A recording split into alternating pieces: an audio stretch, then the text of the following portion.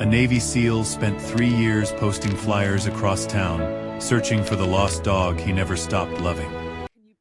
The townspeople laughed at him, calling him crazy for still hanging missing dog posters after all that time. You heard me. Then one freezing Get morning, your stuff and he move found right a homeless now, old or I'm man making being you bullied move. by a group of cruel young men. He rushed in and knocked the bully's hand away, sending his missing dog posters scattering across the snow. Then the bully laughed at the dog he had never stopped searching for. But from a dark alley, a familiar bark cut through the cold, and the German Shepherd came running back. Only the dog did not run to the Navy SEAL first. He stood beside the homeless old man and drove the bullies away. Tell us where you're watching from. Leave your thoughts after the story. And please like and subscribe to help us reach 1,000 subscribers so we can keep creating more heartfelt stories. Harbor Pines, Michigan, looked almost innocent beneath the morning snow. The roofs of the wooden houses wore clean white caps. Pine branches leaned over the streets as if listening to the soft scrape of shovels. The frozen lake beyond town shone silver under a pale northern sun, and the last strings of winter festival lights still hung across Main Street, glowing faintly though daylight had already arrived. Children dragged red sleds across the small square, laughing whenever the runners caught on a ridge of ice. Somewhere near the corner, Miriam Cole's bakery breathed warmth into the street. Miriam was a round-faced woman in her late 60s with silver hair pinned beneath a flower, dusted kerchief, soft brown eyes, and the firm kindness of someone who had spent a lifetime feeding people before asking what they had done wrong. Her cinnamon rolls had become a town habit, almost a civic duty. Even Grief in Harbor Pines often paused outside her door for coffee. Into that bright winter morning came Bennett Rowe, at 56. Bennett still carried the spare, controlled strength of a man shaped by discipline rather than vanity. He stood around 6 feet tall, lean and solid, his shoulders broad without being bulky.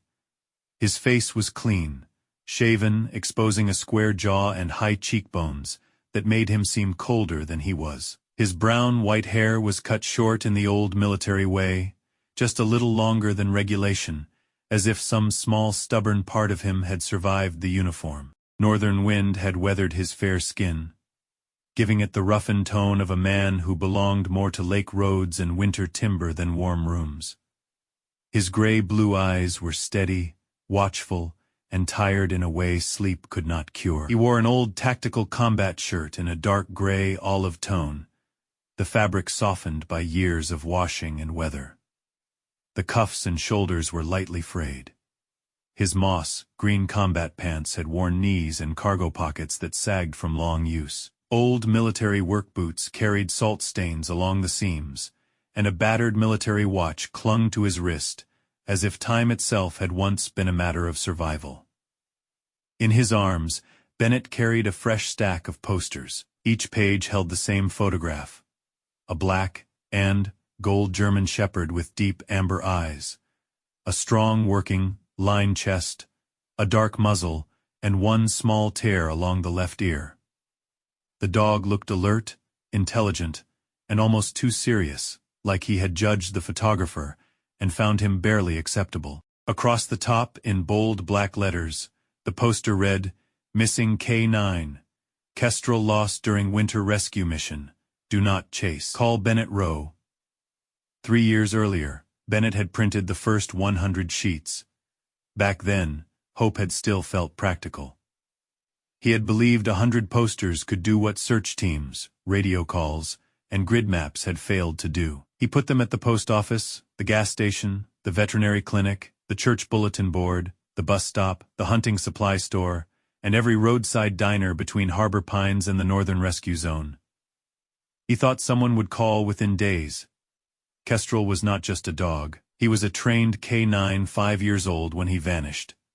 Black and gold, sharp-nosed, disciplined, and loyal with the kind of loyalty that made human promises look cheaply made. Bennett had worked with him through snow searches, missing person calls, and long nights when the whole world had narrowed to a scent trail and a command spoken through frozen breath. A dog like that did not simply disappear.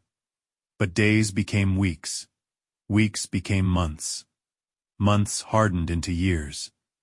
In the first 3 months after the mission, the official search had been serious. Sheriff's deputies, forest rangers, volunteers, drones, snow crews, and neighboring county teams all combed the mountain region where Kestrel had vanished. But the blizzard that night had been a brutal thing.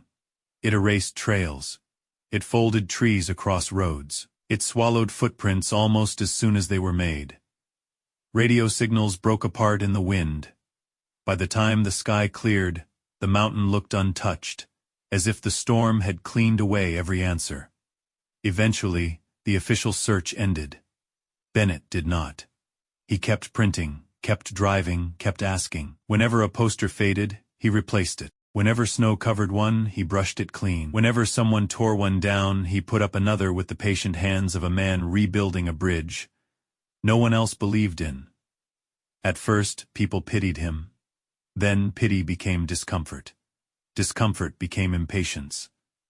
After the second winter, some began to mutter. After the third, a few younger men in town called him the crazy old seal looking for a ghost dog. Bennett heard them. He never answered. He had heard worse things than laughter. He had heard helicopter blades fading into storm. He had heard men breathing through pain over broken radios. He had heard his own leash clip strike snow on the night Kestrel vanished. The metal sound small and final, because there had been no dog at the other end. A laugh on Main Street could not compete with that. His cabin stood near the lake. A small place with a dark roof, a wood stove, and windows that rattled when the northern wind came down hard. Inside, beneath the kitchen counter, Kestrel's old water bowl still waited. Bennett cleaned it once a week, though no tongue had touched it in 3 years. The leash still hung beside the door. The old blanket Kestrel used to sleep on remained folded near the stove. People called that madness. Bennett called it not being finished. He was not a man who had stopped living entirely. He shoveled snow for Miriam when her knees hurt. He repaired the church generator without accepting payment. He helped an elderly couple restart their furnace during the January freeze. He always paid for his coffee, always nodded to children, always stepped aside for women carrying groceries. But he moved through harbor pines like a house with the fire still burning and no footsteps inside. That morning, Bennett reached the old bus shelter near the edge of Main Street. One of his posters hung there, curled at the corners. The ink faded from weeks of snow glare. Kestrel's amber eyes had blurred until they looked more like memory than photograph. Bennett removed it carefully. The paper tore at one corner. He held it longer than necessary, thumb resting over the image of the dog's torn left ear. Then something made him pause.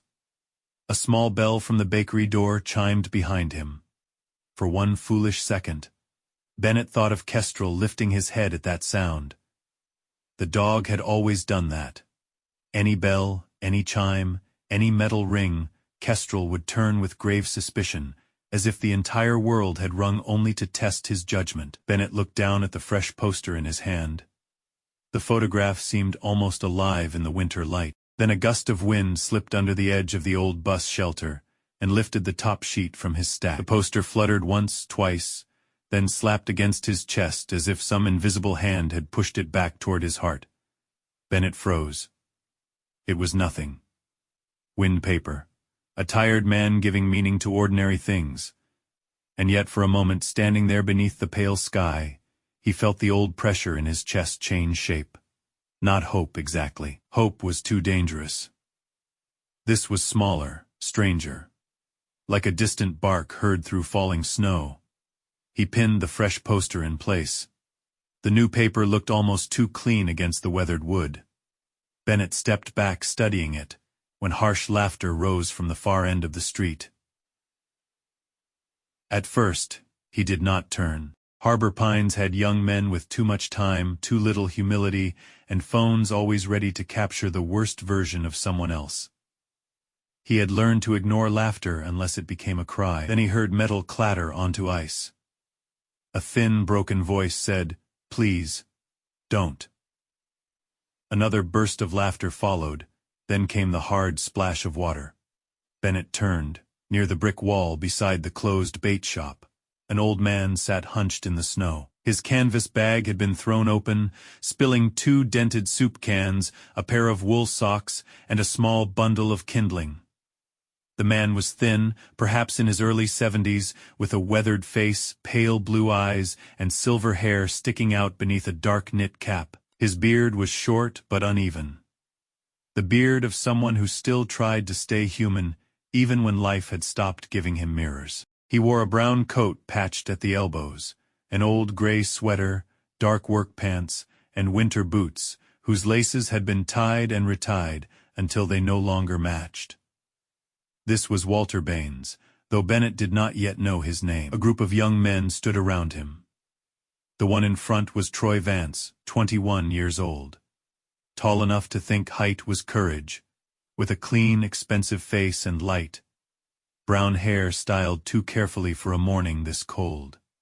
He wore a navy puffer jacket, a pale gray hoodie, dark jeans, and new winter boots that had never known real work.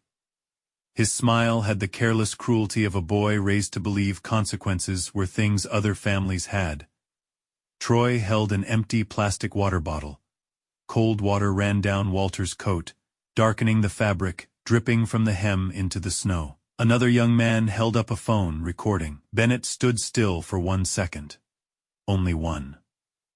Then the thing he had buried under 3 winters of silence rose inside him. Not rage, not yet, but training.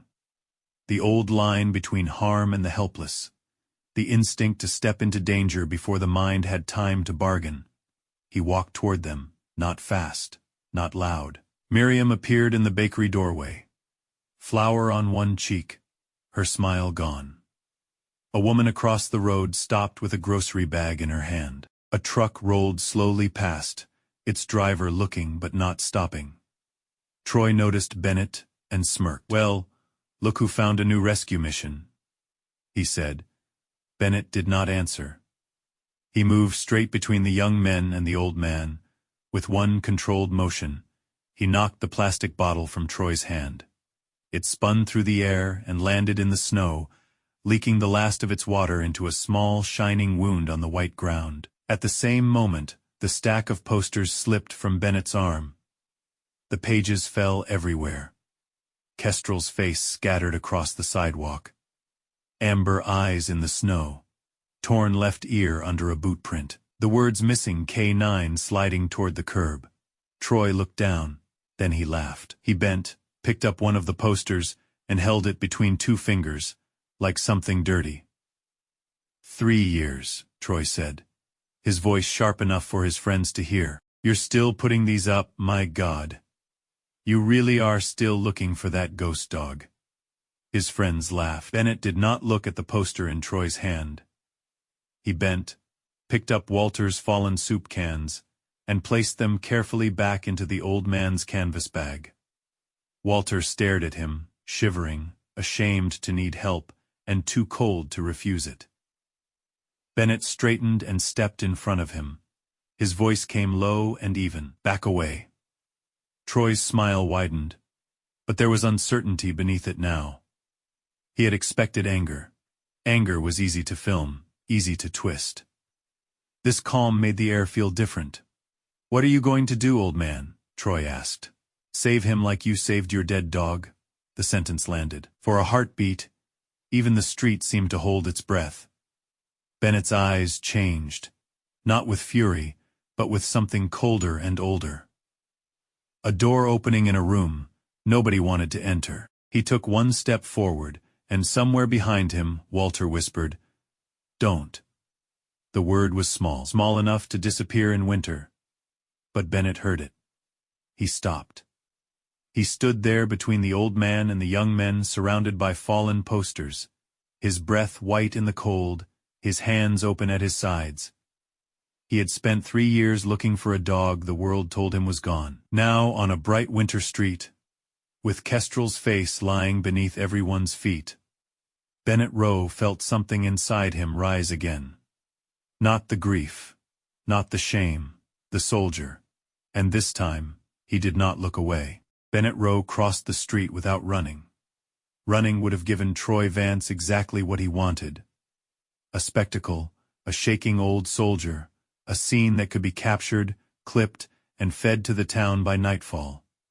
Bennett had spent too many years learning the cost of reacting too quickly.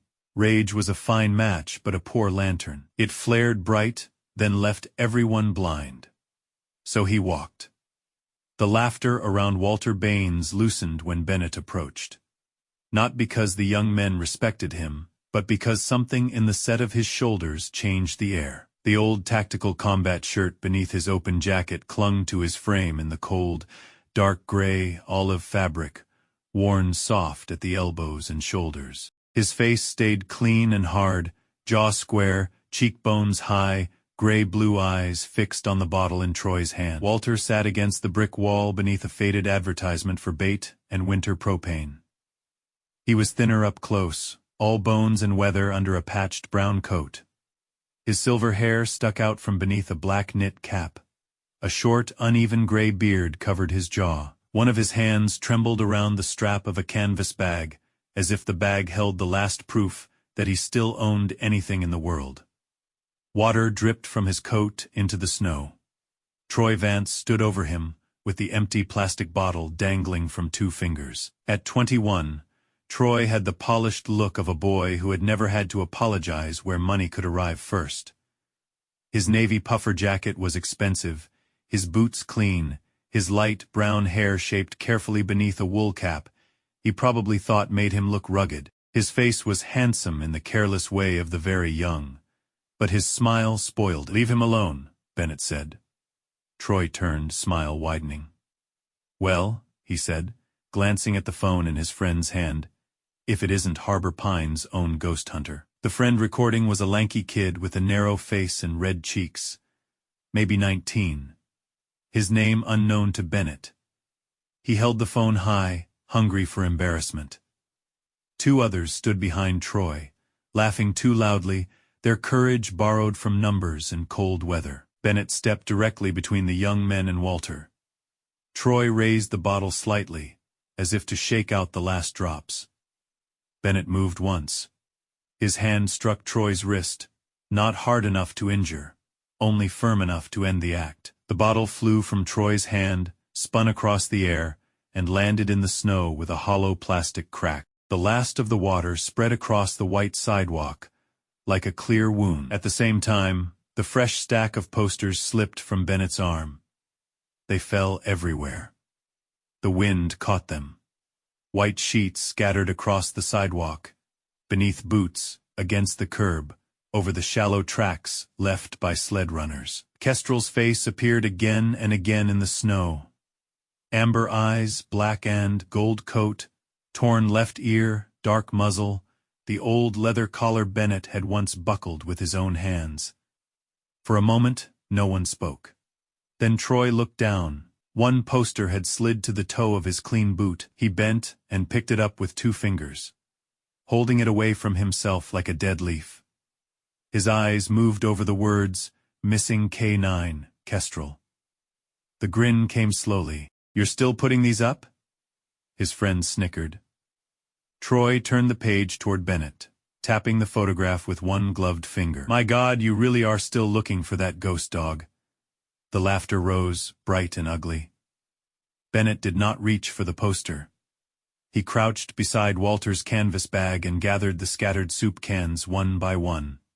One had rolled near the gutter. Another had cracked at the rim, tomato. Red broth leaking into the snow like a small, ridiculous injury. Bennett placed what he could back inside the bag. He picked up a bundle of kindling tied with twine and set it gently beside Walter's boot. Walter watched him with wet, pale blue eyes. "There's no need," the old man whispered. His voice was rough, the voice of someone who had spent years speaking mostly to wind, engines, and animals. "There is," Bennett said. It was the first time Walter truly looked at him. Troy stepped closer. "You hear that?" Troy said to the phone. "He's rescuing soup now. First the imaginary dog, now the town drunk." Walter flinched, not from the insult, but from the ease of it, the way humiliation could fall from a young mouth, and leave no visible blood. Bennett stood.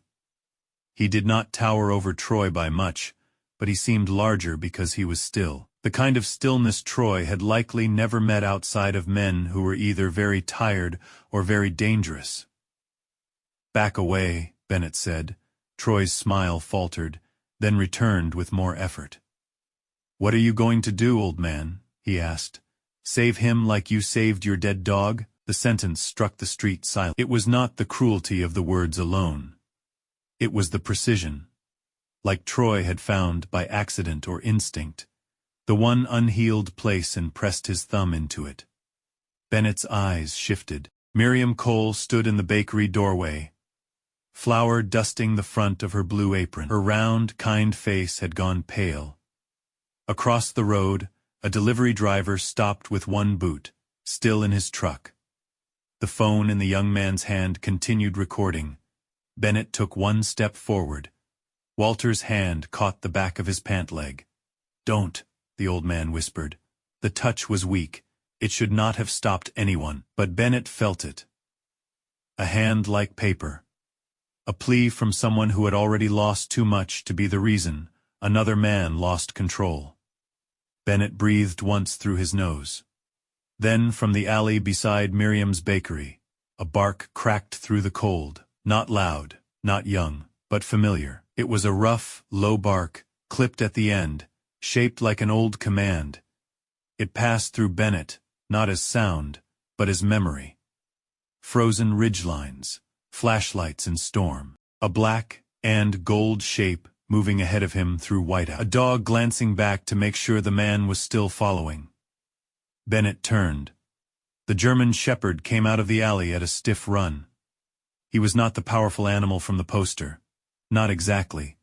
Time had thinned him. Snow clung to the longer fur under his chest. His black saddle was dulled by road dirt in winter. Gold fur still showed along his legs and neck, warm even beneath the frost. His muzzle had darkened and grayed around the edges. The left ear, torn years ago, stood unevenly. His amber eyes burned with a focus that made the entire street seem to shrink around him. Around his neck was a brown leather collar, old, cracked, repaired with a strip of mismatched leather. Bennett saw it and forgot the cold. "Kestrel," he breathed. But the name barely left him. The dog did not run to him first. Kestrel went to Walter. He placed himself between the old man and Troy, paws braced, head low, body angled like a shield. He did not lunge. He did not snap. He simply stood there, hackles raised, and barked again. Short, sharp, unmistakably controlled. A trained warning. Troy stumbled back half a step. "Get that thing away from me," he said, voice cracking at the edge. Kestrel moved one paw forward. That was all. No attack, no chase.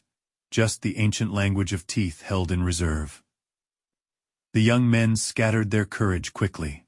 One cursed and shoved the phone into his pocket. Another slipped on the icy curb and nearly fell, arms windmilling so wildly that Miriam, despite herself, muttered from the bakery door, "Well, gravity still works." The absurdity of it might have been funny in another life. Bennett did not laugh. Troy backed away last, still trying to look unafraid. "This isn't over," he said. Though the words came thinner now. Kestrel barked once more.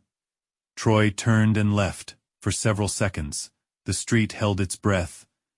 Then Kestrel turned. He looked at Bennett. Snow fell between them in tiny, bright pieces. Bennett stared at the torn left ear. The amber eyes, the collar he had once buckled before missions and long drives and early mornings, when neither of them needed words. 3 years collapsed.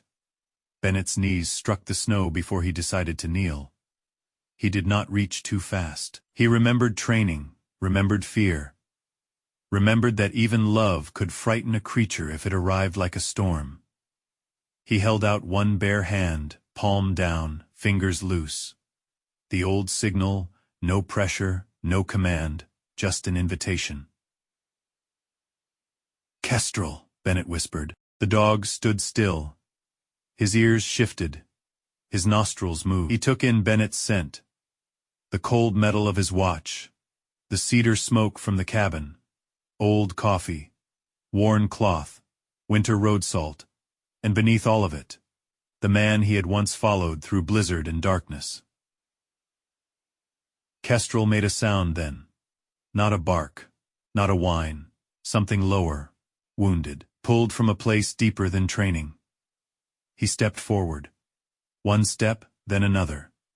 His right hind leg dragged slightly, not enough to stop him, but enough for Bennett to feel pain in his own bones.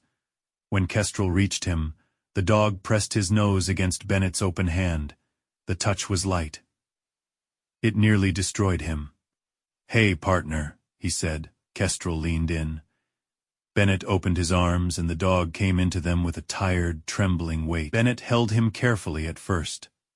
Then tighter, fingers sinking into damp winter fur, into the living proof that grief had been wrong about one thing. Not all lost things stayed lost.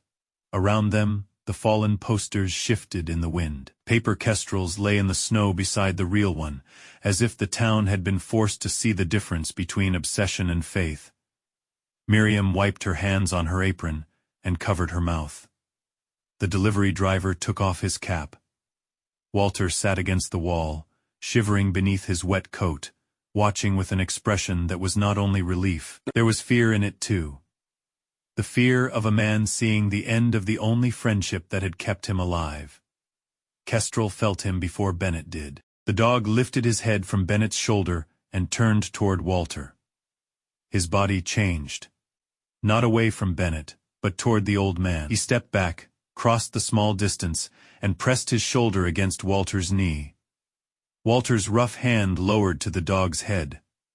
"Good boy," Walter whispered. And the words were full of 3 winters. Bennett heard them. Something inside him tightened. Not anger exactly. Something more complicated, gratitude with a blade hidden in it. Kestrel had come back. But he had not come back empty. Bennett rose slowly, joints stiff from the cold and the shock.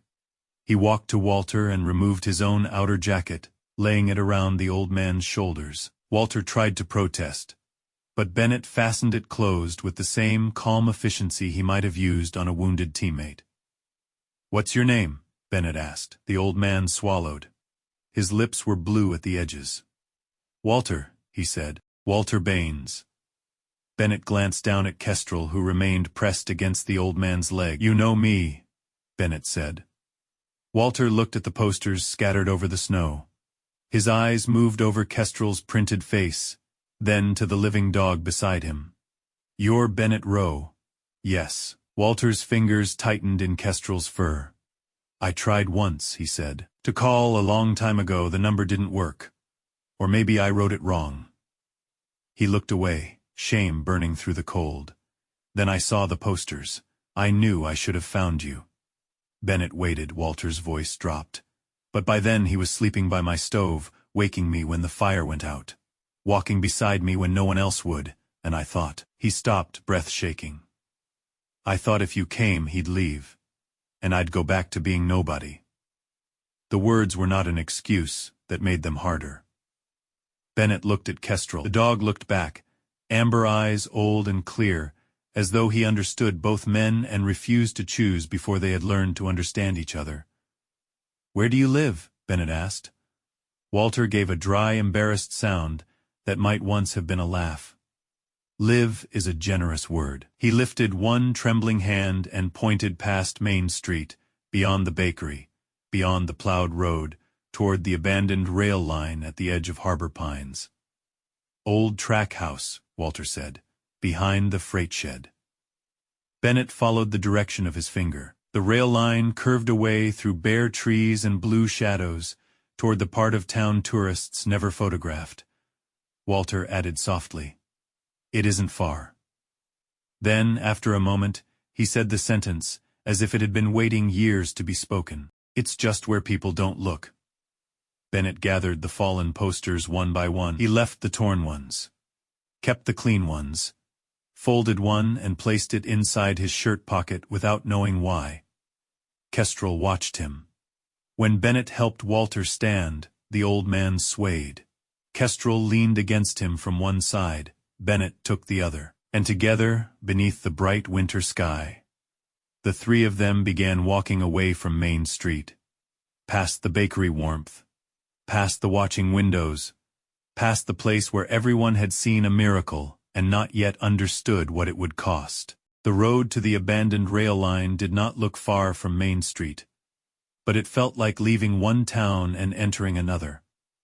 Harbor Pines still shone behind them with bakery windows, holiday lights, and clean sidewalks, where people stepped carefully around patches of ice. But beyond the last row of shops, the plowed street narrowed into a service road that curved behind a shuttered freight shed.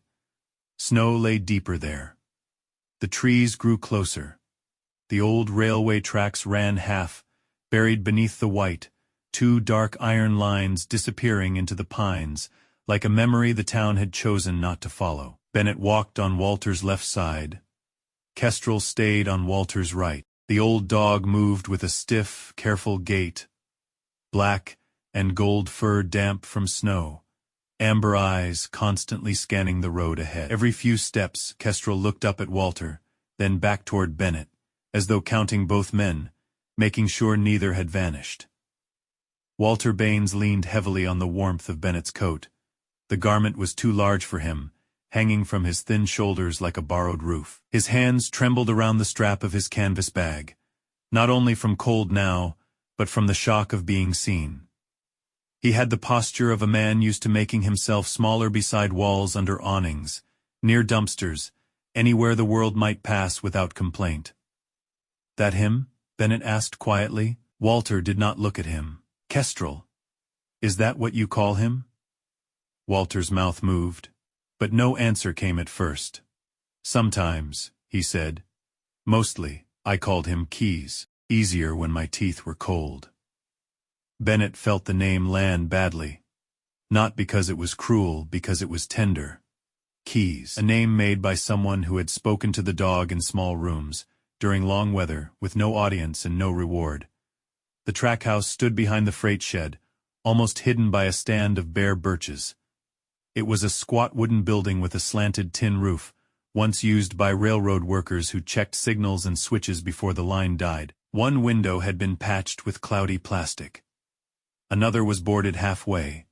Smoke rose from a short pipe chimney, in a thin gray thread that bent under the wind. It should have looked abandoned. Instead, it looked poor but guarded. A path had been shoveled from the door to a stack of wood beneath a tarp. The woodpile was uneven but neat. A rusted coffee can held kindling by the step. Someone had hung a strip of red cloth from the door latch, bright against the gray boards, as if even poverty deserved one small flag. Kestrel reached the porch first. He sniffed the threshold, then turned and waited. Bennett noticed that. Not a dog returning to a random shelter. A dog returning home.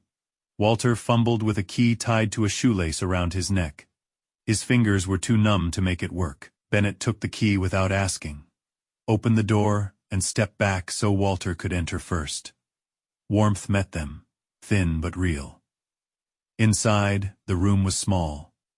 A black iron stove stood in one corner. Its fire low but alive. The floorboards were scarred. The walls were lined with shelves made from scrap lumber. On one shelf sat soup cans arranged on another, folded rags, a jar of nails, a cracked mug, a small tin of matches, and 3 old railroad manuals wrapped in plastic. There was little comfort, but there was order. A narrow cot rested against the wall. Beside it lay a folded blanket and a second blanket on the floor near the stove. Kestrel walked straight to that floor blanket, turned once, and lowered himself onto it with a tired sigh. Bennett looked at the blanket, then at the clean water bowl beside it, then at the brush with black and gold fur caught in its teeth. His throat tightened. Walter saw him looking and lowered his eyes. "I know," the old man said.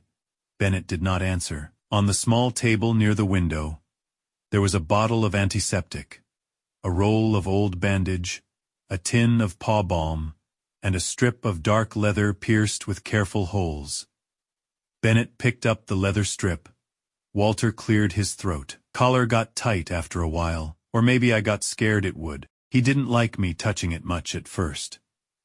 He nodded toward Kestrel. Took weeks before he let me fix it. Bennett looked at the dog's neck. The old brown collar still carried the shape he remembered, but a second piece of leather had been stitched into it with rough, patient hands. "You kept it," Bennett said.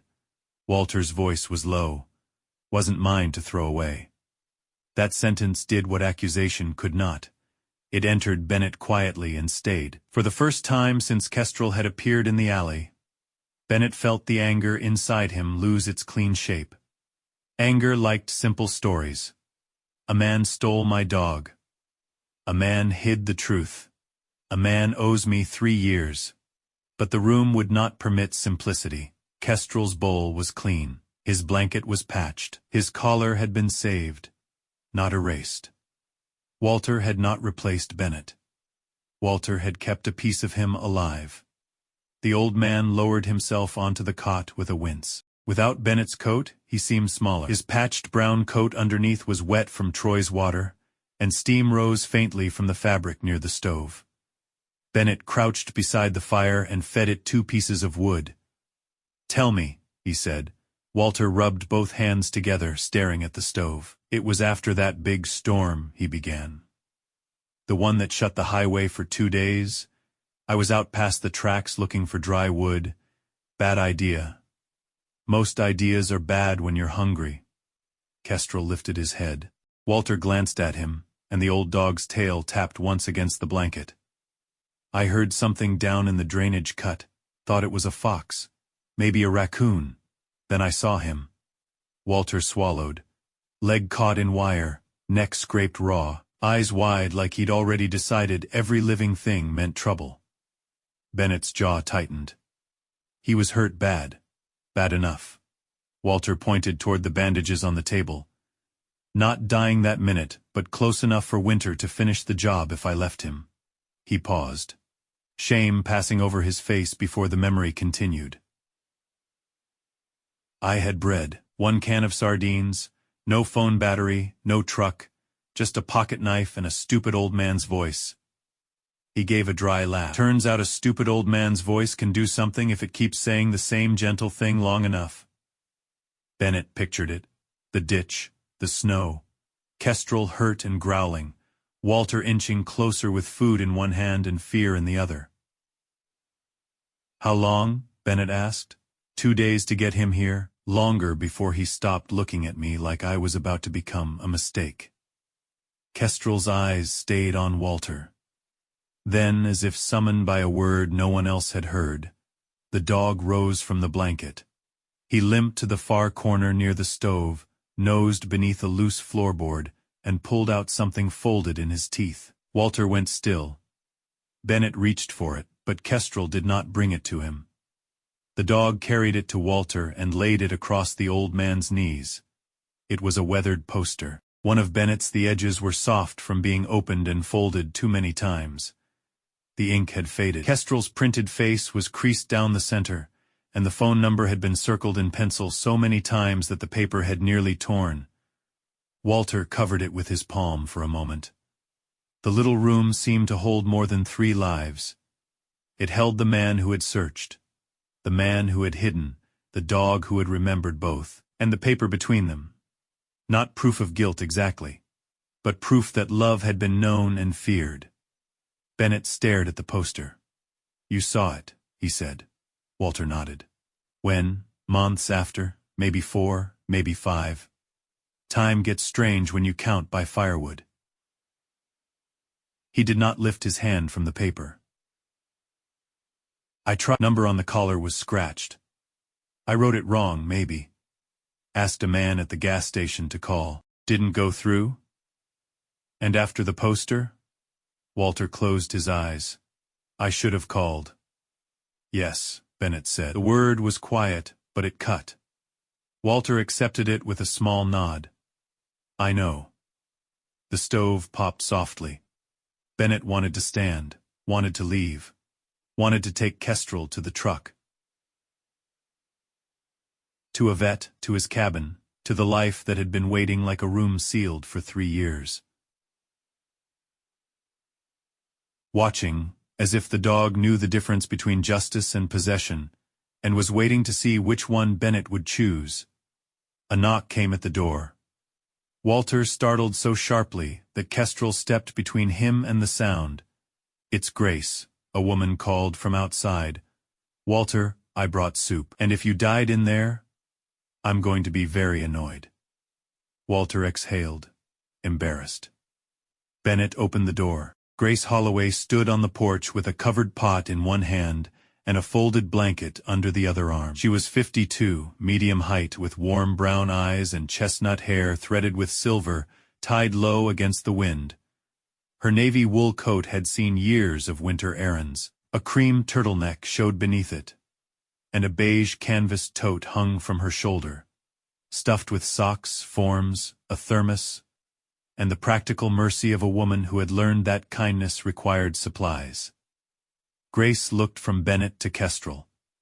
Her expression changed, but she did not gasp. Grace seemed like the sort of woman who had trained herself to keep surprise from frightening wounded people. "So," she said softly, "the missing boy found both his men." Bennett stepped aside. Grace entered, set the pot on the table, and looked Walter over with the quick, gentle irritation of someone who had worried about him too long. "You're soaked." "Had a social engagement," Walter muttered. "With idiots? 4 of them? Ambitious." She took a blanket to him and helped remove the wet coat with no ceremony. Then she turned to Bennett. "You're Bennett Rowe." "Yes, I'm Grace Holloway. Community outreach through St. Mark's Church, though most days that just means soup, paperwork, and arguing with systems that don't answer phones." Her voice was warm, but her eyes were tired in a way Bennett recognized. Grace had been fighting battles no medals were made for. "I tried to get Walter into a shelter twice," she said. "Nearest place that had a bed was 40 miles south. No dogs allowed." Walter stared at the floor. Grace continued, not accusing, only explaining. "He wouldn't go without Kestrel. And before you ask, no, I didn't know for certain. I saw the poster. I wondered. Walter never confirmed it. And I didn't push hard enough." Walter flinched. Grace saw it and softened. "That part's mine too." Bennett looked at her, then at Walter, then at Kestrel. The world had become crowded with people who had failed and still tried. It was unbearable. It was human. Later, after Grace poured soup into mugs and made Walter drink slowly, Bennett stood near the door with Kestrel at his side. Old instinct returned to his mouth before he could stop it. "Heel." Kestrel obeyed immediately. The dog rose and came to Bennett's left side, shoulder aligned with Bennett's knee, as if no time had passed.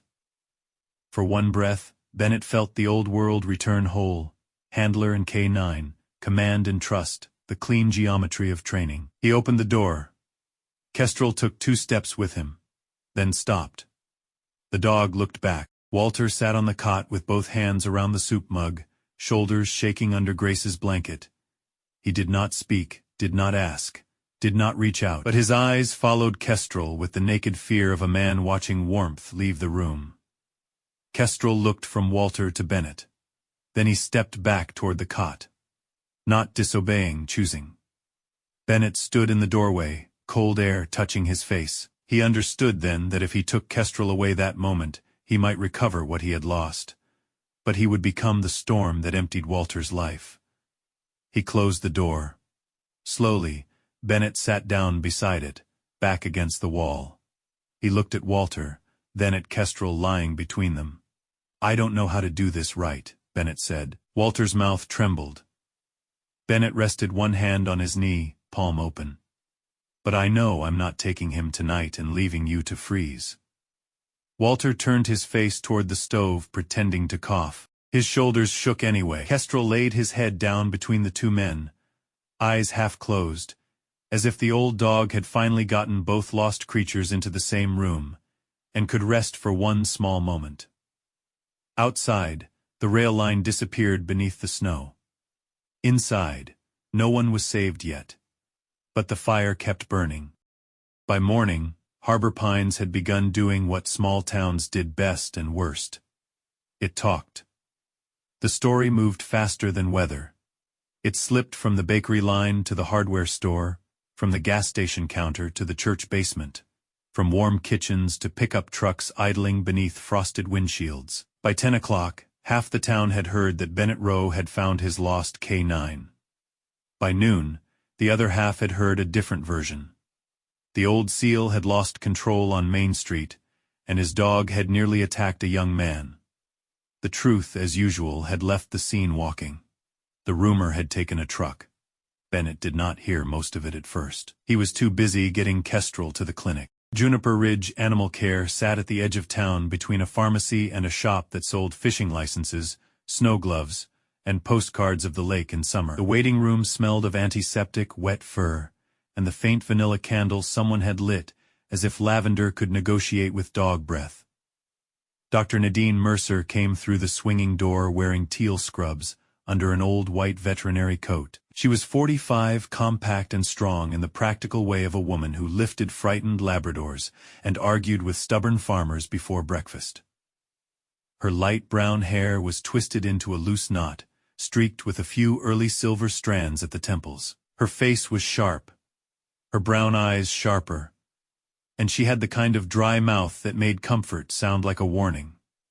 She stopped when she saw Kestrel. For one full second, the room went quiet. "Well," Nadine said, her voice rougher than usual, "the old man finally decided to ruin my entire schedule." Bennett almost smiled, but his face could not remember how. Kestrel stood close to his left leg, yet his head kept turning toward the truck outside, where Walter waited under a borrowed blanket. Bennett had insisted the old man come inside, but Walter refused. He said clinics were for animals, and people with appointments. Nadine, hearing that through the window, muttered something unrepeatable about men and pride. She crouched before Kestrel without crowding him. "Hey, soldier," she said softly. "You remember me?" Kestrel sniffed her hand, then looked away as if the question did not deserve a full answer. Nadine nodded. "Still rude, good sign." The examination took time. Nadine checked his ears, paws, teeth, joints, ribs, old scars, and the thick fur around his neck. Kestrel tolerated the work with tense dignity. When she touched the repaired collar, his body stiffened. Not a growl, not quite. Just a warning held under the skin. Bennett's hand settled lightly between the dog's shoulders. "Easy," Kestrel breathed out. Nadine's gaze moved to the collar. "Summoning altered this." "Walter," Bennett said. "With a dull needle and too much patience," Nadine replied. Then her expression changed, "but he did it right enough not to hurt him." She finished in silence. That silence told Bennett more than words would have. Kestrel had old damage, a healed injury in the rear leg, worn teeth, a stiffness in the hips that winter would not forgive. There were scars that belonged to bad luck, rough ground, and long seasons outdoors. But there was no sign of prolonged starvation.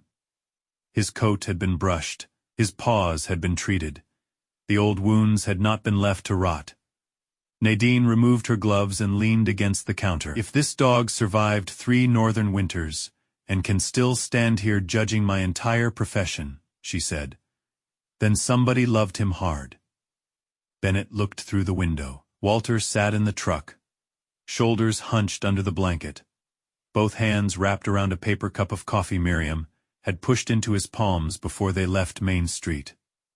He looked smaller in daylight, poorer, more breakable.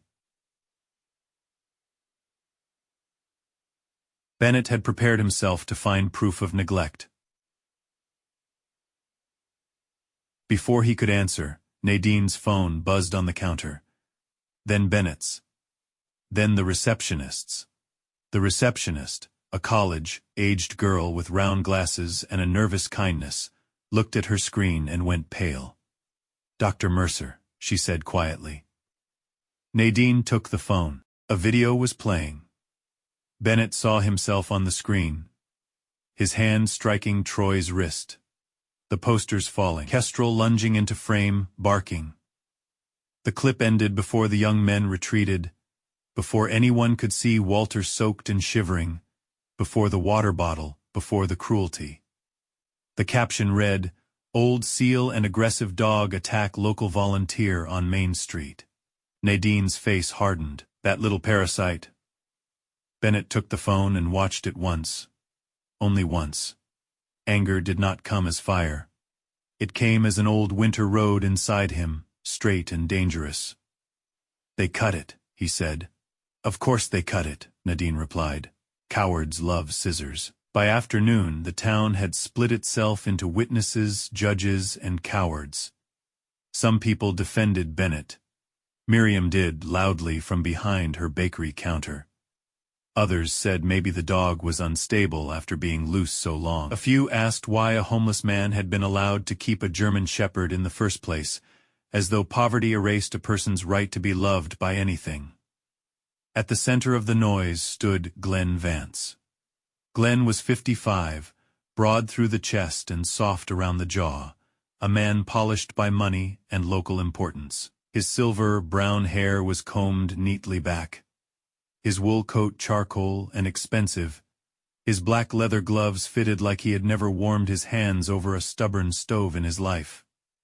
His smile was practiced, civic and cold around the edges. He owned Vance Snow and Sport, sponsored the Winter Festival, donated to youth hockey, and spoke often about community in the tone of a man who believed community was something he could invoice. He arrived at the sheriff's office before Bennett did.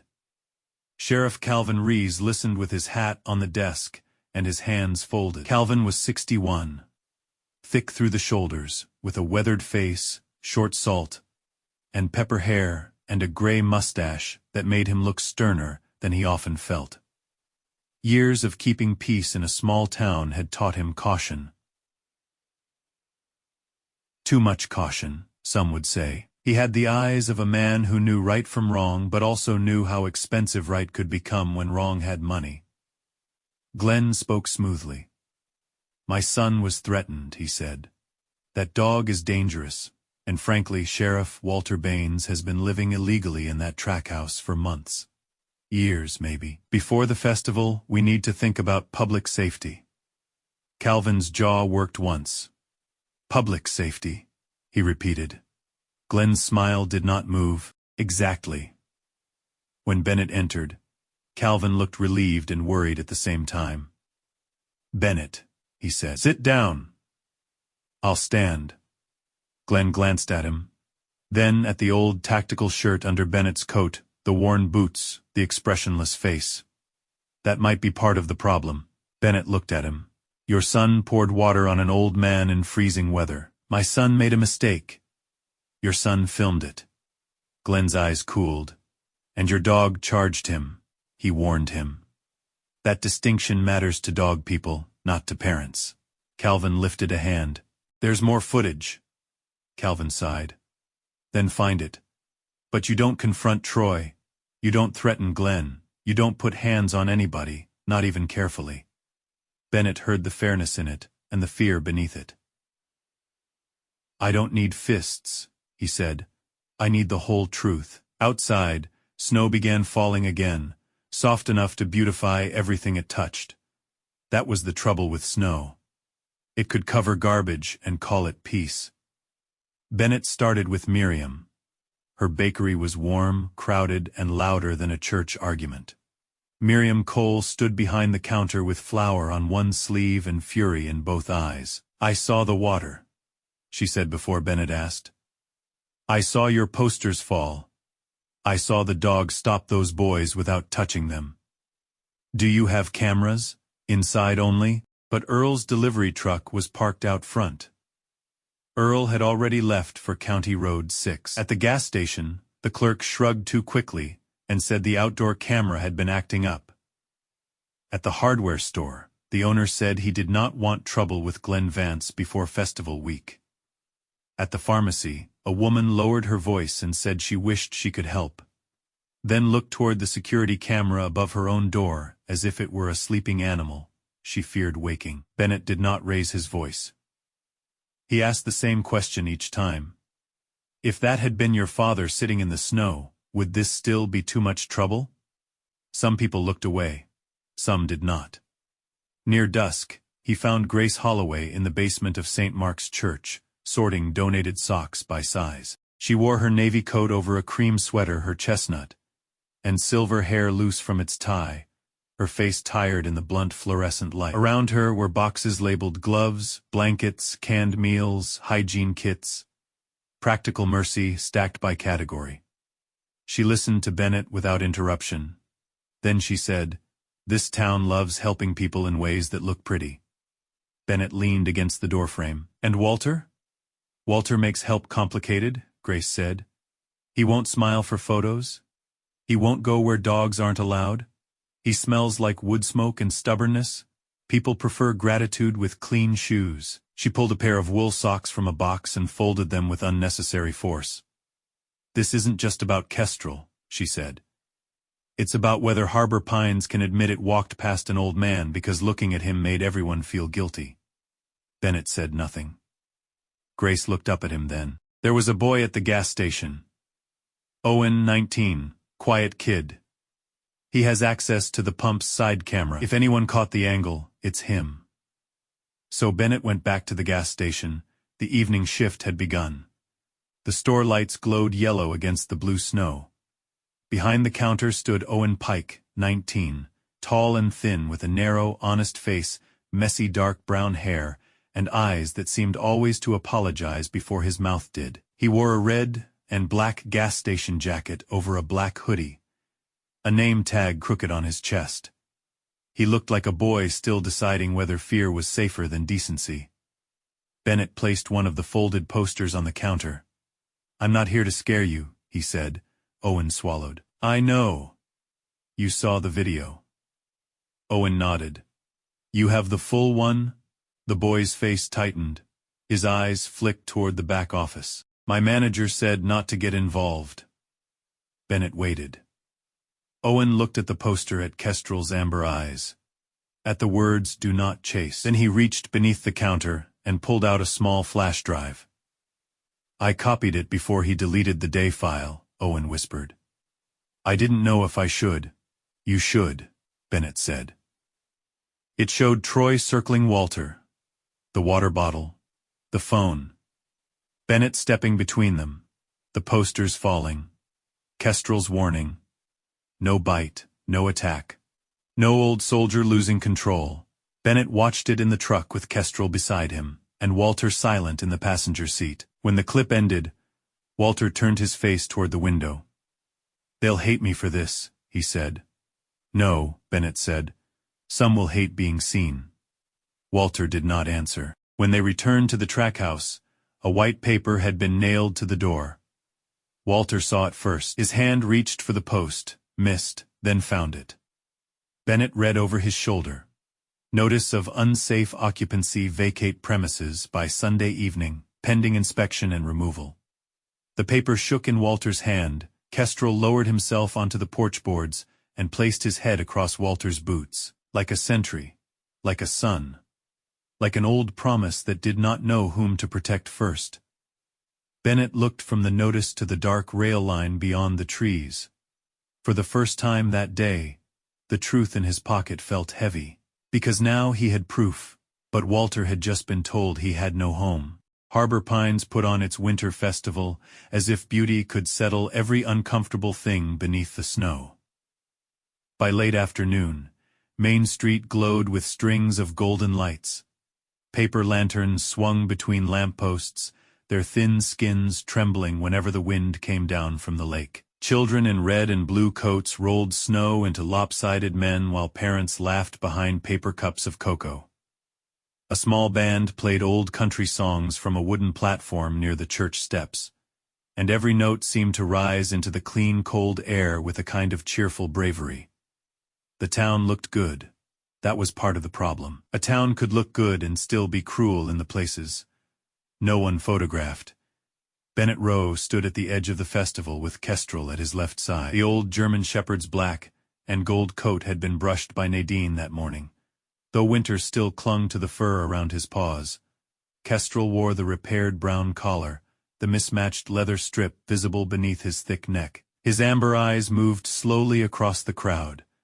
Not frightened, not relaxed, always measuring. Bennett wore the same dark gray, olive tactical combat shirt under his winter layer, the fabric soft and frayed from years of weather. His moss-green combat pants were tucked over old military work boots, and his clean-shaven face looked harder than usual beneath the festival lights. He did not come to be admired. He came because hiding had already done too much damage in this town. Near the church booth, Walter Baines sat in a folding chair beneath a wool blanket Grace Holloway had insisted on wrapping around him. Walter looked painfully out of place among the bright lanterns and polished families. His patched brown coat had been dried by the stove, but no amount of warmth could hide the thinness of his frame, or the long habit of being ignored. His silver hair lay uneven beneath his knit cap, and his pale blue eyes kept drifting toward the edge of the crowd, as if looking for the safest direction to disappear.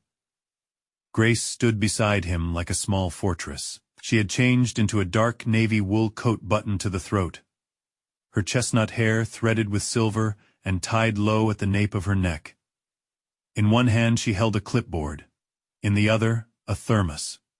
Grace was the kind of woman who could make compassion look organized. She smiled gently at children, spoke sharply to adults who deserved it, and somehow knew which of the two a person needed before the person did. Dr. Nadine Mercer stood on Walter's other side, teal scrubs hidden under a blue-gray parka. Her light brown hair was twisted up beneath a knit cap, and her sharp brown eyes made 3 different people reconsider walking too close to Kestrel with hot cider and bad ideas. Nadine looked like she had come ready to provide medical testimony or bite someone herself, whichever became necessary first. Owen Pike waited near the church's sound table. At 19, Owen looked even younger in the festival lights. Tall, thin shoulders folded inward, dark brown hair falling across his forehead. His red and black gas station jacket made him look like he still belonged behind a counter selling coffee and lottery tickets, not standing at the edge of a public reckoning. But in his hand was the small flash drive, and though his fingers trembled around it, he did not leave. Across the square, Glenn Vance was performing goodness.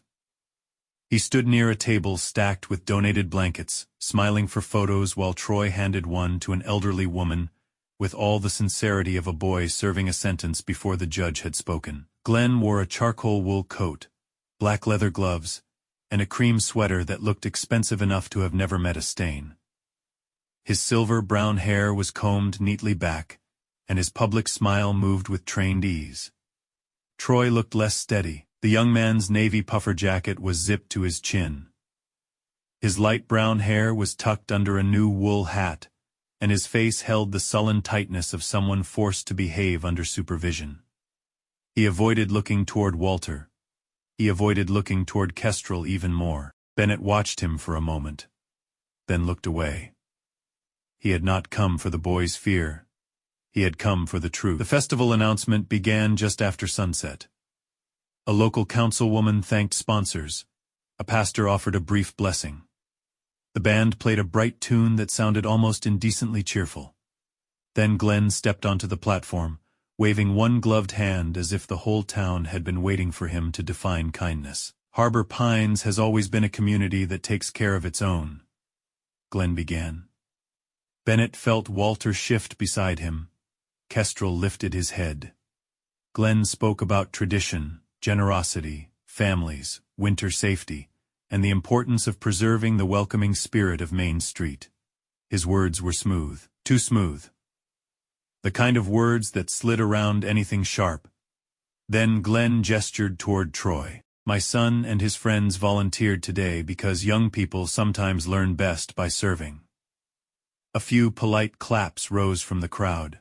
Walter stared down at his boots. Bennett stepped forward, not quickly, not dramatically. Just one step, then another, until people began to notice the old seal moving toward the platform with Kestrel beside him. Glenn's smile stiffened. Bennett, he said into the microphone, pretending warmth. This may not be the time. Sheriff Calvin Rees moved from near the patrol truck before Bennett could answer. Calvin wore his tan sheriff shirt, under a dark brown winter duty coat, his gray mustache trimmed neatly, his face drawn with the fatigue of a man who had spent too many years choosing caution and now found caution staring back at him like cowardice. He climbed onto the platform, took the microphone from Glenn, and looked out at the crowd. "It's time," Calvin said. The square quieted. Bennett did not take the microphone at first. He looked at the faces. Miriam at the bakery booth with flour still on one sleeve. Parents holding cocoa. Teenagers suddenly less amused. Old men who had seen Walter and looked away for months. Women who had left church casseroles, but never asked where he slept. Finally, Bennett spoke. 3 years ago, I lost my K9 during a winter rescue. His voice carried without force. I printed 100 posters the first week, then more. Then more after that. Some of you helped me hang them. Some of you got tired of seeing them. Some of you laughed. A ripple of discomfort passed through the crowd. Bennett looked toward Walter. Yesterday those posters fell in the snow while I was standing between 4 young men and an old man they had decided was safe to humiliate. Troy looked down, Bennett continued. The video you saw online was not the truth. It was a piece of it, a convenient piece. Owen stepped forward. His face had gone pale, but he handed the flash drive to the church sound volunteer. A portable screen near the platform flickered blue, then brightened. For a moment, nothing happened. Then the full video began. The crowd saw Walter sitting against the brick wall. They saw Troy circle him. They saw the water. A few people gasped. They saw Bennett step in, not swinging, not attacking, simply placing his body between cruelty and weakness. They saw the posters spill across the snow. They saw Troy lift one and laugh. The audio caught his words clearly enough. Ghost dog.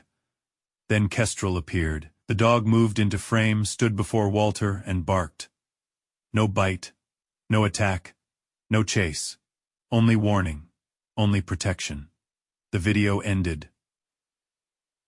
No one clapped. That silence was worse for Troy than shouting would have been. Kestrel did something, then that made even Bennett look down. The German shepherd stepped away from Bennett, walked slowly through the open space before the platform, and stopped at the foot of the screen. For a strange second, the old dog stared up at his own image frozen there. The frame showing him between Walter and Troy. Then Kestrel turned from the screen to the crowd. He did not bark. He simply looked at them. Amber eyes moved from face to face with a calm so old, it felt almost like judgment. And in that hush, it seemed to Bennett that the dog was not asking who had hurt Walter. He was asking who had watched. Miriam began crying quietly. A man near the cocoa stand removed his hat. Grace closed her eyes for one breath, as if offering a prayer. Bennett took the microphone. 3 years, he said. People called me crazy because I would not stop looking for a dog. But maybe the crazier thing is that a whole town can walk past a freezing old man every day and call that normal. The words did not strike like thunder. They settled like snow softly, everywhere. Glenn stepped toward the microphone. Now, let's not turn one unfortunate incident into... No, Sheriff Calvin said. It was one word, but it changed the platform. Glenn blinked. Calvin turned to Troy. You owe Mr. Baines an apology. Troy's face flushed dark red. He looked at his father, but Glenn's expression had frozen. There would be no rescue this time. Troy stepped off the platform. He approached Walter slowly. Kestrel moved between them at once, not growling, only present. Troy stopped a few feet away. I'm sorry, he muttered. Walter looked at him for a long time. His voice, when it came, was thin but clear. You're sorry because they saw. Troy said nothing. Walter looked down at Kestrel's ears, at the repaired collar, at the old paws planted in snow. When you're sorry because you saw, come back. The words were not loud, but they traveled. Glenn recovered enough to speak again. Whatever happened, the track house is unsafe. Mr. Baines cannot remain there. This is about his welfare. Grace's clipboard snapped shut. His welfare, she said, stepping forward. The nearest shelter is 40 miles away and won't take dogs. Walter refused because the dog was the only living creature that stayed with him. I told this town that twice. Nobody wanted to pay for a better option. Nadine raised a hand. And since we're discussing public safety, I examined Kestrel. That dog is not dangerous. He is old, sore, disciplined, and apparently better trained than several humans present. A few people gave nervous, grateful laughs. Glenn's jaw tightened. This is emotional manipulation. No, Bennett said. This is what was cut out. The festival did not end after that. But it changed shape. People moved differently. Softer. Some approached Walter and stopped, unsure how to apologize for years of passing by. A woman brought him hot cider. An older man offered gloves. Miriam arrived with a paper bag of rolls and placed them on Walter's lap without making a speech. Walter looked overwhelmed by every kindness, as though too much attention could be another kind of weather. When the crowd thinned later that night, Bennett drove him back to the track house. Kestrel sat between them in the truck, head resting against Walter's knee, eyes half closed from exhaustion. For a while, no one spoke. Then Walter said, "I don't know if I liked being seen." Bennett kept his eyes on the road. "Takes practice? Does it get easier?" "No." Walter gave a dry breath. "That's not encouraging. It's honest." That made the old man smile faintly. Snow fell harder by the time they reached the abandoned rail line. The track house appeared between the trees, dark except for the small porch light Grace had hung 2 days before. At first, Bennett thought the wind had blown the door open. Then he saw the splintered wood near the lock. Kestrel was out of the truck before Bennett could stop him. The dog moved to the door, nose low, body rigid. Inside, the little room had been disturbed. The cot mattress was pulled halfway off. Soup cans rolled across the floor. Walter's railroad manuals lay open and bent. The tin cup had been crushed beneath someone's boot. Walter stood in the doorway, one hand gripping the frame. "No," he whispered. He crossed to the cot and dropped to his knees with a sound Bennett had not heard from him before. The space under the bed was empty. Walter touched the floorboards as if feeling for a pulse. "My box," he said. Bennett stepped closer. "What box?" Walter's face had gone gray. "My wife's picture, my badge. Things I kept." His voice broke around the smallest word. "Mine." Kestrel sniffed the floor near the bed, then moved toward the door, following a scent no human could read. He stopped at the threshold and gave a low sound in his chest. Not rage, recognition. Bennett looked out into the dark, where fresh boot prints marked the snow beyond the porch. He reached for his phone. Walter looked up sharply. "Don't go after them." "I'm not." Bennett dialed.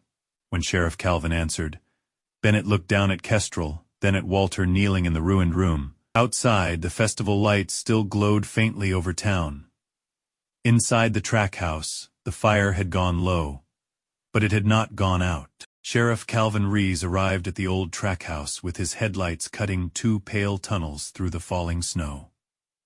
He did not come alone. Grace Holloway climbed out of the passenger side of his patrol truck with a flashlight in one hand and her canvas tote over one shoulder, her navy coat buttoned tight against the cold. Dr. Nadine Mercer arrived a minute later in her blue-gray parka.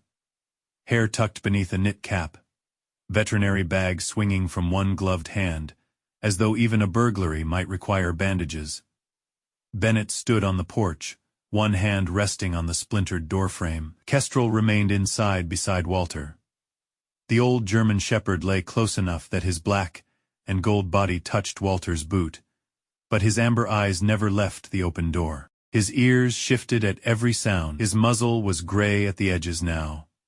His body older than the photograph on Bennett's posters. But the discipline in him had not dulled. He was not barking, he was waiting. Calvin stepped onto the porch and looked at the broken lock. His face tightened. At 61, Sheriff Calvin Rees had the broad frame of a man who still remembered being strong, though winter and responsibility had thickened him around the middle. His short salt and pepper hair was pressed flat by his sheriff's hat, and his gray mustache twitched when he was angry and trying not to show it. He had spent years keeping Harbor Pines quiet, but quiet was not always the same as peace. Tonight, the difference stood in front of him like a broken door. "Don't touch anything else," Calvin said. Bennett's voice stayed even. "We haven't inside."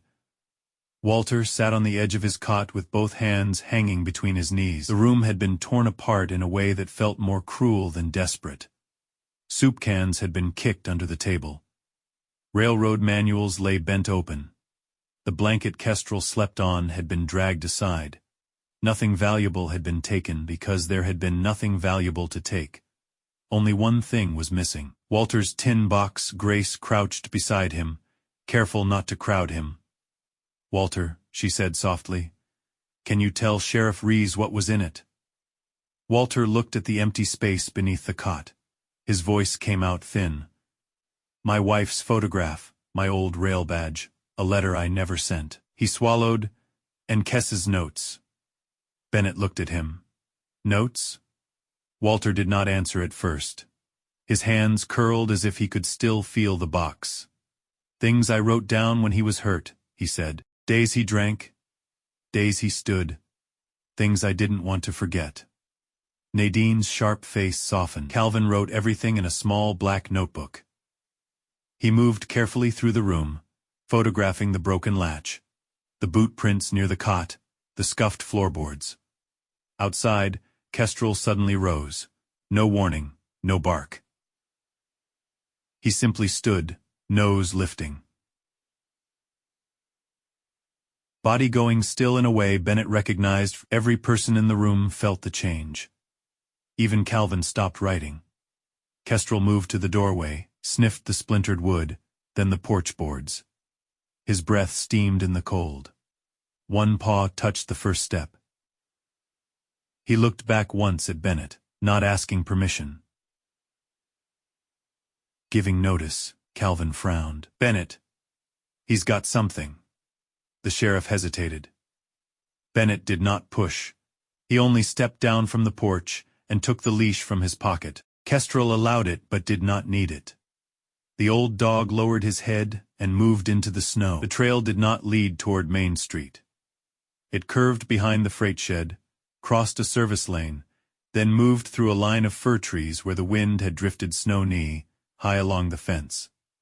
Calvin followed with his flashlight. Grace came behind him, breathing hard, but refusing to turn back. Nadine walked beside Walter, who had insisted on coming despite his shaking legs.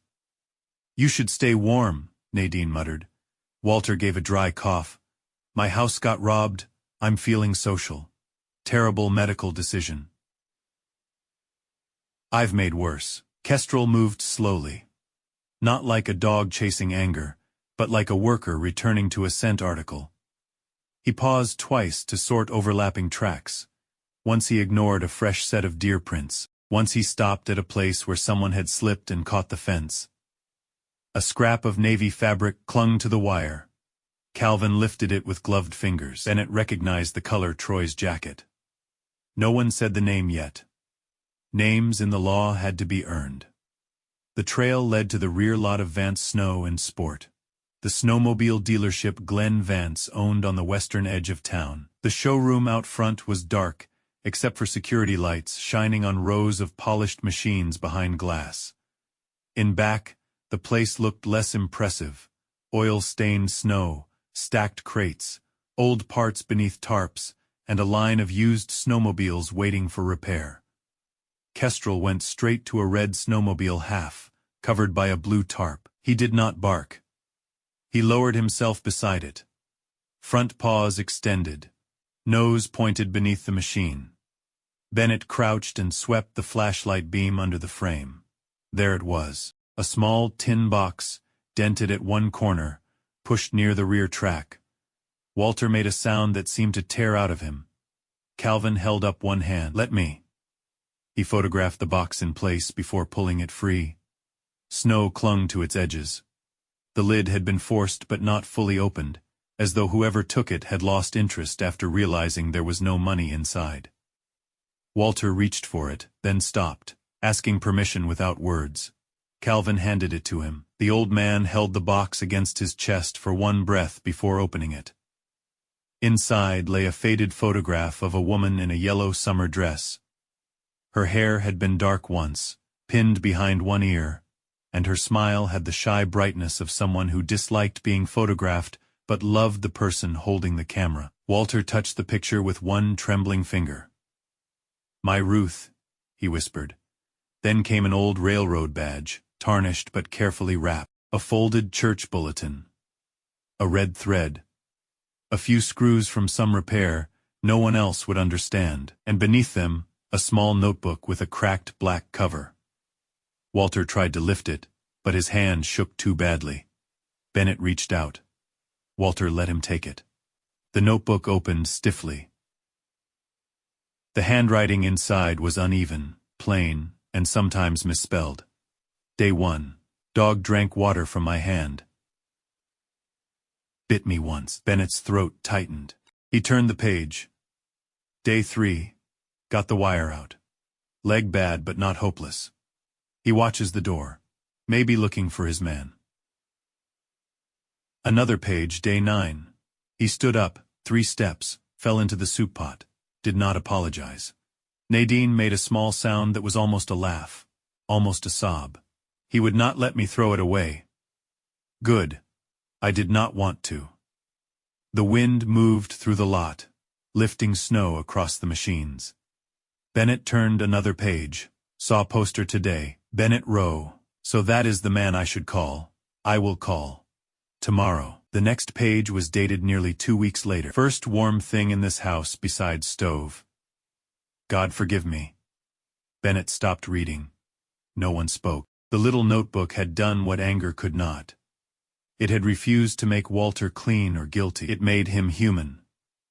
A man who had saved a dog, then failed in the exact place loneliness had made him weakest. A loose paper slipped from the back of the notebook and fell into the snow. Kestrel moved before anyone else. He pinned it gently beneath one paw, then nudged it toward Bennett. Bennett picked it up. It was a letter. Folded but never sealed. The first line read, "Daniel, if this reaches you, it means your old man finally learned how to ask for something." Bennett looked at Walter. Walter's face had gone pale. "That's nothing," he said. But Bennett had already seen the last sentence. "I don't need you to save me. I just need you to know." The words entered the cold and stayed there. Grace put a hand over her mouth. Calvin looked away, jaw tight. And Kestrel, as if the letter had told him something all humans were too slow to understand, pressed his head against Walter's knee, not against Bennett, against Walter. For a few seconds, the dealership lot, the broken law, the stolen box, the festival shame, all of it fell silent before the small catastrophe of a father who had never sent a letter because hope hurt worse than hunger. Headlights swept across the back lot. A pickup stopped near the service bay. Troy Vance climbed out first. He froze when he saw them. Glenn Vance got out after him, coat unbuttoned, face sharp with irritation rather than surprise. Under the security lights, Glenn looked less polished than he had at the festival. Still expensive, still controlled. But his eyes moved too quickly from the tin box to the scrap of fabric on Calvin's glove. "What is this?" Glenn demanded. Calvin's voice was calm. "A crime scene." Troy's face drained. Glenn turned on his son. "Troy, I didn't." Calvin lifted the scrap of fabric. "This yours?" Troy looked at it, then at the snowmobile, then at the box in Walter's hands. His mouth opened. Nothing came out. Bennett stood quietly beside Kestrel. The old part of him, the part made for immediate justice, knew a dozen ways to make Troy afraid. But fear was easy. Understanding was harder, and Bennett had not come here to teach fear to a boy who had already mistaken it for power. Troy tried to recover. It was just junk, he said. Walter flinched. Bennett's voice came low. Say that again after looking at him. Troy's eyes moved to Walter. The old man stood with Ruth's photograph in one hand and the notebook in the other. His patched coat hung loose around him. His face, thin and weathered, carried more hurt than accusation. Troy looked away first. I was mad, he muttered. He made us look bad. Grace's voice cut through the air. You looked bad because people saw what you did. Glenn stepped forward. This can be handled privately. No, Calvin said. The sheriff's single word landed harder than a shout. Calvin removed his notebook again, but this time his hand did not hesitate. Breaking and entering, theft, harassment. Tampering with property, we'll start there. Troy made a stupid mistake, Glenn snapped. Calvin looked at the tin box. No, a stupid mistake is forgetting to lock a door. This was cruelty with a destination. For the first time, Glenn had no clean sentence ready. Troy's shoulders sagged. He looked younger suddenly. Less like a villain, and more like a boy staring at the wreckage of the kind of man he might become, if no one stopped him. I didn't know what was in it, he said. Walter's voice was quiet. You didn't care. Troy had no answer. Grace stepped beside Calvin. Sheriff, she said, that notice on Walter's door. If the concern is safety, then let us make it safe. Calvin looked at her. Grace continued. The track house has heat, a stove access from the road, and enough space for emergency supplies. With inspection and repairs, it could serve as a warming cabin. People and pets. No one gets turned away because they won't abandon the only living creature keeping them alive. Nadine folded her arms. I'll handle animal supplies and basic medical checks. Kestrel can supervise with his usual terrible bedside manner. Walter looked stunned. Bennett turned to Calvin. I'll repair the door, stovepipe, windows, and flooring. I'll cover materials to start. Grace nodded. Miriam will donate soup. She already said so twice loudly. Calvin looked toward the old rail line, then back at Walter. For years, the sheriff had kept Harbor Pines quiet by smoothing over rough places. Tonight, smoothing would not be enough. All right, he said, temporary. Hold on the vacate order pending inspection. I'll talk to the town board in the morning. Glenn's face darkened. You can't be serious. Calvin looked at him. I'm late being serious. That ended it. Grace stood beside Walter. Nadine checked Kestrel's paw in the back lot because the dog had overworked it following the trail. Bennett held the flashlight. Later, back at the track house, Walter placed the tin box on the table. He kept Ruth's picture out. He kept the notebook beside it. Bennett sat across from him, Kestrel lying on the floor between their boots. Grace had gone to call volunteers. Nadine had left medicine for the dog. Calvin had promised to return at first light with an inspector. Only the three of them remained. Walter touched the unsent letter. Daniel won't come, he said. Bennett looked at the name. Your son? Walter nodded. 43 now, if I count right. Lives somewhere near Duluth last I heard. We said things after Ruth died. His mouth bent with old shame. I said worse. Bennett thought of 3 years of living beside a bowl no dog used. Do you want him to know? Walter gave a short, frightened laugh. Hope at my age is like holding a hot cup with bare hands. Feels good until you realize it's burning you. Bennett looked down. Kestrel had placed one paw on Walter's boot and one against Bennett's.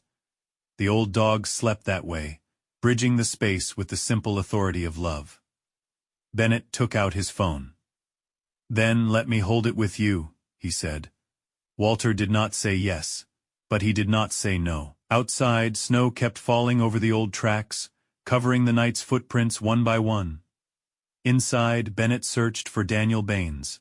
3 weeks later, Harbor Pines woke beneath a winter sun so bright it made the old rail tracks shine through the snow like dark lines in a hymn book. The track house no longer looked like a place the town had forgotten. Its tin roof had been patched. The broken door replaced with one Bennett, had sanded and reinforced by hand, and the plastic over the windows had given way to real glass that caught the morning light. Fresh split wood sat beneath the porch tarp in 2 careful rows. A new stovepipe rose straight and black from the roof, breathing a clean gray ribbon into the cold air. Someone had hung yellow lights along the porch rail, and they glowed softly, even in daylight. Stubborn little stars refusing to wait for night. Above the door, a wooden sign had been mounted. Baines' winter cabin, come in from the cold. It was not a grand place. It did not have a reception desk, a polished logo, or donors' names carved into a plaque. Inside were shelves of canned soup, blankets folded by size, a first aid kit, dog food, cat food, dry socks, a kettle, a list of emergency numbers, and a rule Grace had written in block letters and taped beside the stove. Walter Baines stood just inside the door, pretending not to be overwhelmed. He had shaved badly but bravely. His silver beard was trimmed unevenly along the jaw, and his hair, still unruly beneath his old knit cap, had been combed with the seriousness of a man preparing for court. He wore the same patched brown coat, but Grace had sewn the torn elbow with neat dark thread. Around his neck was the faded red scarf he had once kept folded away because Ruth had made it, and grief had made it too sacred to wear. Now he wore it, as if warmth, too, could be an act of courage. Walter had become the cabin's caretaker, though the word still embarrassed him. When people thanked him, he looked at the floor. When they asked where to put donations, he pointed with great authority. When a child spilled cocoa near the stove, he muttered, "Floor's been through worse," then handed the child a rag and a cookie Miriam had left behind. He was not healed, but he was occupied by living that mattered. Bennett Rowe arrived just after 8, walking from his pickup with Kestrel at his side. Bennett's dark gray, olive tactical combat shirt showed beneath his open winter layer, frayed at the shoulders and cuffs, familiar as a second skin. His moss-green combat pants carried sawdust from the previous day's repairs, and the old military watch on his wrist had gained one more scratch from installing the porch sign. He moved with the same controlled quiet as before, but something in him no longer seemed locked from the inside. Kestrel moved more slowly now. The German shepherd's black and gold coat had filled out a little under steady meals, though gray still marked his muzzle and the edges of his dark face. His amber eyes remained sharp, but winter showed in his joints. Nadine had given strict instructions: short walks, warm bedding, joint medicine, and no heroic nonsense, which Kestrel accepted with the offended dignity of a retired general. The repaired brown leather collar sat around his neck. Bennett had cleaned the old metal plate but left the scratches. "Kestrel, come home." The words meant something different now. Kestrel stepped onto the porch, sniffed the new door, then sneezed. Walter looked down. "You disapprove of the craftsmanship?" Bennett removed his gloves. "He disapproves of most things." Walter scratched the dog behind the torn left ear. "Good standards keep civilization from collapsing." For a moment, the three of them stood together in the doorway, the old seal, the old homeless man, and the dog who had belonged to both before either man knew how to say it. Inside, Grace Holloway was arranging donated gloves in a crate. She had already been there an hour. Navy coat hung over a chair, cream sweater sleeves pushed up, chestnut, and silver hair tied low. Grace had the practical glow of someone who believed miracles should come with inventory lists. She nodded at Bennett without stopping. "We're short on canned stew," she said. "Good morning to you too. It is a good morning, that's why I'm asking before it becomes a bad afternoon." Dr. Nadine Mercer arrived, next carrying a bag of pet supplies in one hand and a paper cup of coffee in the other. Her teal scrubs were visible under a blue-gray parka, and her light brown hair was pinned badly enough to suggest either haste or rebellion. She knelt to check Kestrel's paw before greeting anyone human. You overdid it yesterday, she told the dog. Kestrel looked away. Don't take that tone with me, Nadine said. I have thumbs and prescription authority. Walter laughed first. It was a small laugh, rusty, almost surprised by its own existence. Then Bennett smiled, just enough for the room to notice without embarrassing him. Outside, Sheriff Calvin Rees stood near the fence speaking with 2 town board members. His tan sheriff shirt showed beneath a dark brown duty coat, and his gray mustache moved as he explained inspection terms with the patience of a man who had decided being late to the right thing was better than remaining absent. Calvin had pushed the temporary permit through. Not perfectly, not easily, but firmly. The town board called it a seasonal emergency warming site. Grace called it the beginning of an apology. Troy Vance arrived at 9 with an axe over one shoulder and resentment in his pockets. He had been assigned community service at the cabin after Calvin filed charges, and Glenn's lawyer negotiated consequences that did not erase the record. Troy's navy puffer jacket looked less proud now, scuffed at the sleeve from hauling wood. His light brown hair was hidden under a plain black beanie, and the permanent smirk had become something uncertain and adolescent. He stopped at the woodpile. Walter handed him a splitting maul. Troy stared at it. I brought one. That's for looking useful, Walter said. This one is for being useful. Grace coughed into her sleeve. Bennett turned away before the smile could become obvious. Troy flushed, but he took the maul. If you're angry, Walter added, split straight. Wood didn't insult your family. For the first time, Troy almost looked like he understood the difference between humiliation and correction. Glenn Vance did not come that morning. He had paid for the lock, the broken window, the damaged supplies, and part of the inspection costs. He had also issued a public apology, so polished it nearly reflected light. But polished words no longer carried the same power in Harbor Pines. People had seen too much unedited truth. Glenn still owned his dealership. He still wore good coats. He still had influence, but influence had lost its invisibility. That was justice enough for one winter. Near noon, a gray sedan stopped at the end of the service road. Walter saw it through the window and went still. The man who stepped out was in his early 40s, average height, shoulders slightly rounded by years of work and regret. He wore a brown work jacket over a dark blue flannel shirt, old jeans, and scuffed boots. His dark hair was cut short, with a few gray strands near the temples, and his face carried Walter's bones in a younger, tired arrangement. Pale blue eyes, same as his father's, looked toward the cabin and then away, as if direct sight might burn.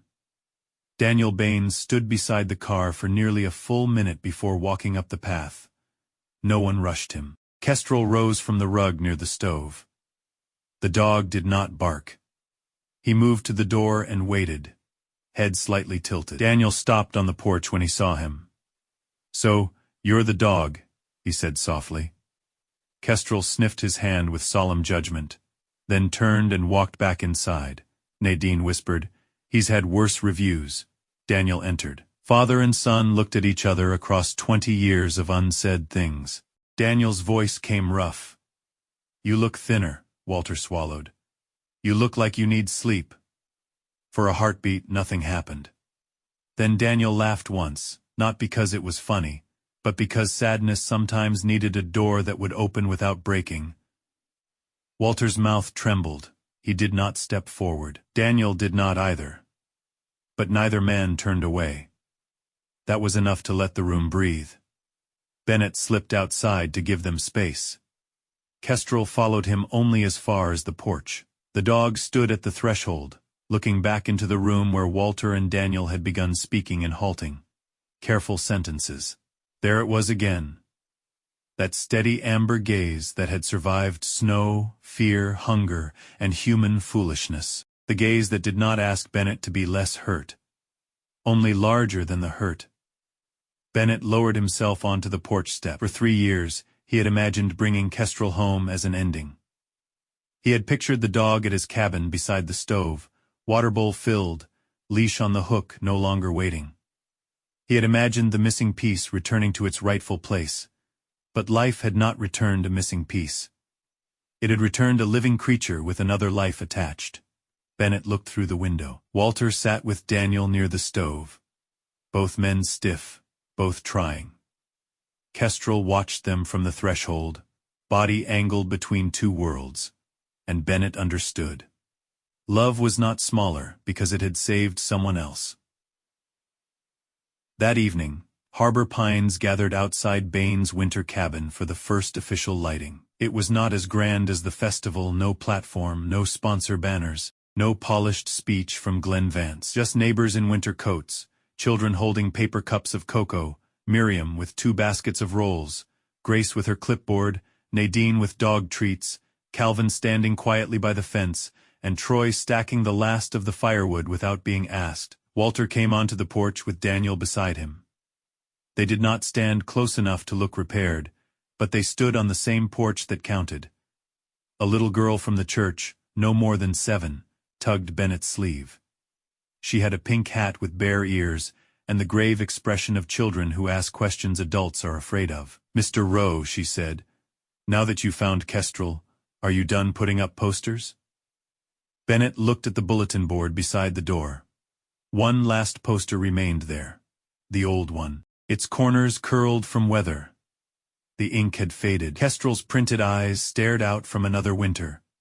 Another version of Bennett. Another kind of wanting. He removed it carefully for a moment. He held the paper with both hands. Then he folded it and placed it inside his coat. From his pocket, Bennett took a new sheet. He pinned it where Kestrel's poster had been. "If you are cold, hungry, or alone, come to Baines' winter cabin. No questions first, warmth first." The crowd was quiet. Then Miriam began to clap. Others joined. Not loud at first. Then enough to rise into the winter air and return from the dark trees like something answered. Kestrel stepped between Bennett and Walter. He leaned once against Bennett's leg, then crossed the porch and pressed his shoulder against Walter's knee. Finally, with a tired sigh, he lowered himself between the 2 men, as if settling an argument older and wiser than both of them. Bennett looked at Walter. "He'll sleep at my cabin," Bennett said. "Warm floor, medicine, Nadine's orders." Walter nodded, trying too hard not to show what that cost. "But every day," Bennett continued, "we come here." Walter looked up. Bennett's voice softened. "He doesn't lose you. I don't lose him. We let him have what he saved." Walter's eyes shone. "What's that?" Bennett looked at the cabin, the lights, the people, the dog breathing between them, both homes. Snow began to fall again, gentle and bright in the porch lights. 3 years earlier, Bennett Rowe had believed he lost Kestrel in the storm. But Kestrel had gone ahead of him through a winter longer than any map, found an old man the town had forgotten, and kept enough love alive for Bennett to follow. The dog had not come home to restore the past. He had come home to open a door, and this time, when winter knocked, no one inside Baines' winter cabin asked why. They opened it. Sometimes God does not return what we lost in the way we expected. Bennett spent 3 long years searching for Kestrel, believing that finding his lost dog would heal the empty place inside him. But when Kestrel finally came back, he did not come alone. He brought Bennett to Walter, an old man the world had stopped seeing, and reminded everyone that love is not possession. Love is gratitude. Love is making room for the one who kept something precious alive when we could not. Maybe that is how small miracles often arrive in our own lives. Not with thunder, not with grand signs in the sky, but through a dog that refuses to forget, a stranger who keeps a fire burning, or a second chance hidden inside an old wound. In daily life, it is easy to walk past people who are cold, lonely, tired, or quietly breaking. But this story reminds us that faith is not only something we speak, it is something we practice. A warm meal, a patient word, a hand extended at the right moment. These may be the very places where God is asking us to open the door. If this story touched your heart, Please share your thoughts in the comments. Tell us where you are watching from, and if you believe and if you want more stories about loyalty, second chances, and the bond between veterans and their dogs, please subscribe to the channel and join us for the next story. May God bless you, protect your home, comfort your heart, and guide you toward the people and creatures who need your kindness most.